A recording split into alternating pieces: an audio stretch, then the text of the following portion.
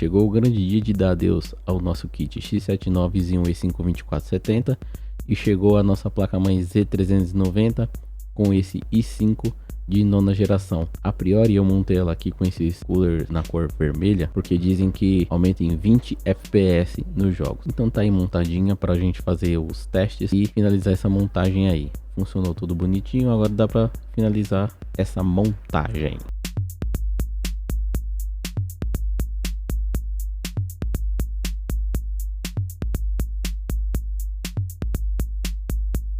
Bom, é isso aí, tá com a lateral de vidro já todo instaladinho. Ele não vai ficar aqui, aqui é apenas a nossa bancada de testes, então quando ele tiver instaladinho bonitinho, aí eu posto aqui para vocês o setup montado completo. E é isso aí, pessoal, era só para anunciar isso aí para vocês mesmo, que vai sair algumas gameplays de teste nesse novo setup.